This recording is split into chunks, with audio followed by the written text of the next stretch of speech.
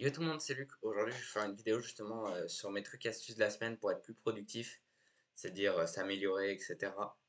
Déjà, justement, le premier point qui me paraît important, c'est justement par rapport à votre productivité. Et surtout, bah, là, si vous voulez, par exemple, réguler votre heure de sommeil, par exemple, vous décidez de vous lever une heure plus tôt ou récemment, vous êtes couché beaucoup trop tard et vous voulez revenir à l'heure de sommeil d'avant parce que vous avez des problèmes, par exemple, vous couchez à 22 heures, vous vous réveillez à 5 heures et qu'il vous manque justement au moins une heure de sommeil, et en disant que vous voulez vous coucher à 20h30, bah pour ça, il faut se coucher une heure plus tôt, c'est-à-dire à 19h30 dans ce cas-là. Dites-vous que si vous vous couchez, par exemple, à 19h30 une fois, et que vous voulez vous coucher à dormir à 20h30, bah c'est parfait.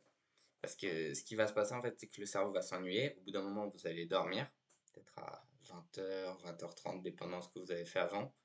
Et en fait, après, il va garder ce rythme. C'est-à-dire, à 20h30, il va avoir plus de facilité à se coucher, voire vous allez vous coucher dans les 10 minutes qui suivent. Donc, c'est vraiment pratique, honnêtement. Perso, maintenant, je prends un peu plus de temps à dormir, mais souvent, quand je vais au lit, bah, c'est que mon cerveau, il était justement faussement habitué. C'est-à-dire, il s'était par exemple habitué, on va dire, à que je me couche à 21h, voire 21h10, 20. Donc mon cerveau, en fait, il commençait vraiment à dormir à 21h10, 20. Sauf que je voulais le réguler, donc je me suis couché à 19h. Et au final, maintenant, j'arrive à dormir vers les 20h sans problème. Donc honnêtement, c'est super pratique. C'est pour ça que je vous la donne. Si vous voulez régler votre heure de sommeil, couchez-vous une heure plus tôt que ce que vous voulez régler. C'est-à-dire si vous voulez, par exemple, vous coucher à 23h parce que, je sais pas, vous vous levez tard le lendemain, c'est régulier, hein, bien sûr.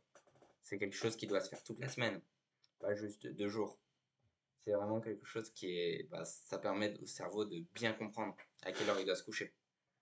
Donc faut le garder. C'est un cycle circadien, quoi. Il faut qu'il soit toujours pareil, si vous voulez qu'il marche correctement. Ensuite, justement, la deuxième astuce, ben, c'est pas vraiment une astuce, c'est plus un fait, là, c'est que manquer de sommeil, c'est terrible pour la productivité. Récemment, j'ai manqué de sommeil, c'était pas fou, hein. Je vais pas vous cacher que ma journée, elle a été très courte. Niveau productivité surtout, hein. J'avoue que c'était vachement court. C'était impressionnant, honnêtement. C'est pas bon du tout. Donc vraiment, si vous devez régler votre heure de sommeil, n'hésitez pas. Faites-le. C'est vraiment super pratique. Ça marche super bien de régler avec une heure d'avance. Pas le faire non plus tous les jours. C'est pas le but. Sinon, vous allez vous coucher à pas d'heure. Sinon, vous allez vous coucher tous les jours à 19h. Au final, c'est à 20h que vous voulez vous coucher. Le cerveau va pas très bien comprendre et il va décider de se coucher vers les 19h et quelques. Donc, non. Le but, c'est de le faire, je dirais, une fois par mois max. Mais si vous devez le faire, bah, justement, prochainement, parce que vous voyez que vous manquez d'heures de sommeil, ou votre heure, elle devient juste, c'est-à-dire que vous vous couchez, on va dire, à 20h20, et que vous voulez vous endormir à 21h, et que vous vous endormez à 20h50, c'est certainement que votre heure de sommeil est mal réglée. Donc, n'hésitez pas à utiliser cette technique si vous voyez que vous prenez du temps à vous coucher et que c'est régulier, par exemple. Donc, justement, le troisième point qui me paraît important, bah, en fait, qui est assez impressionnant et que j'ai découvert récemment, c'est que quand on mange correctement, par exemple, pendant une longue période, et qu'on mange quelque chose de pas sain, par exemple une fondue, ce qui était mon cas, bah, le corps va pas nous le reprocher. C'est-à-dire, moi, je suis quelqu'un qui prend du poids facilement, c'est-à-dire, en tout cas à l'époque, je prenais du poids très facilement, peu importe ce que je mangeais. Par exemple, je faisais même des cheat meals, pour vous dire. Mais en gros, je faisais des cheat meals, etc. Et des fois, si par exemple j'avais vraiment faible, on va dire, je mangeais une fois un cheat meal par mois, bah je prenais, genre ça m'arrivait de prendre 3-4 kilos. Vraiment comme ça, paf, je prenais 2-3 kilos. Si vous mangez mal, ça va être terrible pour votre futur parce qu'en fait, votre corps va s'y habituer et va prendre ce réflexe. Alors que si vous mangez bien, par exemple, quand je dis manger bien, c'est pas que manger des salades, riz, poulet par exemple, c'est vraiment juste manger sainement, quoi. Pour moi, un repas sain, en fait, c'est à partir du moment où on peut le compter. Je l'ai déjà dit, mais un repas sain, c'est à partir du moment où on peut compter. Si vous pouvez compter le nombre de choses que vous mangez, c'est que votre repas est sain. Par exemple, si vous avez mangé une purée de pommes de terre que vous avez fait maison, avec une salade que vous avez fait, et du poulet, bah, tous les nutriments, vous pouvez les compter. Si vous avez mangé, par exemple, je sais pas, un biscuit acheté, bah là, ça va être plus compliqué de les compter. Donc, c'est pas sain. En fait, du moment que vous pouvez compter tout ce que vous avez mangé dans la journée, c'est que c'est ça. Et si vous mangez que sainement, bah en fait, votre corps va s'y habituer. et ça va vous rendre plus performant. Même le sommeil sera plus simple, etc. Ça sera vraiment positif pour vous. Ensuite, justement, le prochain point, c'est de penser à votre objectif comme si vous l'aviez déjà atteint. Imaginons que vous êtes actuellement, vous voulez par exemple avoir, on va dire, un meilleur physique. Mais en fait, il ne faut pas vous dire, ah, je veux le meilleur physique, etc. Il faut vous dire, je l'ai déjà. Imaginons que vous voulez, ben, je vais continuer avec l'exemple du meilleur physique, vous voulez par exemple plus de muscles. En fait, il faut vous dire dans votre tête que vous êtes déjà musclé, que vous avez déjà tous les muscles. Et en fait, votre cerveau, vu qu'il veut continuer, ben, il va vouloir le garder, ce qu'il a. Ben, en fait, il va commencer à faire ce qu'il faut pour l'avoir. Donc ça, c'est par exemple, si vous voulez atteindre votre objectif, il faut déjà penser que vous l'avez parce que le corps va essayer de garder ce qu'il a et il va vous faire évoluer. Ensuite, ça paraît con, mais j'aime bien le rappeler quand même, c'est que le positif attire le positif.